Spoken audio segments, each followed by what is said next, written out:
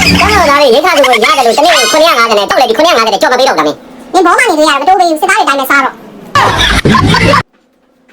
ဘာလဲဘာလာလို့တာနေကောင်းလားကောင်းတယ်မင်းကလေ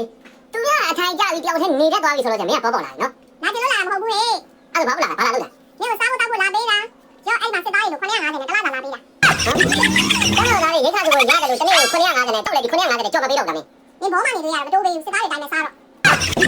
ဘာလို့လဲကြားလားကျွန်တော်တောက်တော့ဘောမနေလို့တဲ့အဲ့ဒါစစ်သားတွေရတဲ့အတိုင်းရိတ်ခါဆိုကိုတနေ့950ရတဲ့အတိုင်းကျွန်တော်ကိုလည်း950ပဲပေးမယ်တဲ့အဘတို့ကကြားလို့မှတောင်းကြပေးရတာ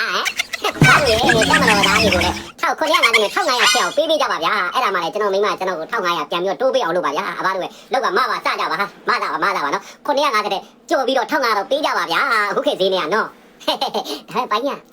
အစ်စီပါဒီခါဆိုရင်950ရတယ်ဆိုတော့ပိုင်းရဝတာနဲ့နေတိုက်စားတာဘယ်လိုစားလဲဟောဒီပါကြည့်ပိုင်းရဘောမနေလို့တဲ့တမတော်သားတွေလို့တနေ့ဆို950ရိတ်ခါဆိုရင်ရတယ်လို့ပိုင်းယူနေဒီခါဆိုရင်950ပေးတယ်အဲ့မိမအဲ့ပိုင်းရရိတ်ခါဆိုရင်950ရေးလိုက်တော့ဒါလည်းမပြီးတယ်နော်ခပြီးနေလိုက်တယ်အဲ့လိုမွေးတယ်ပြီးဝတ်သားတုံးနဲ့စားခိုင်းတော့ဝတ်သားဝတ်သားဟိုမှာအဲ့လိုမျိုးဝတ်သားအဲ့ဒါလို့စားတာ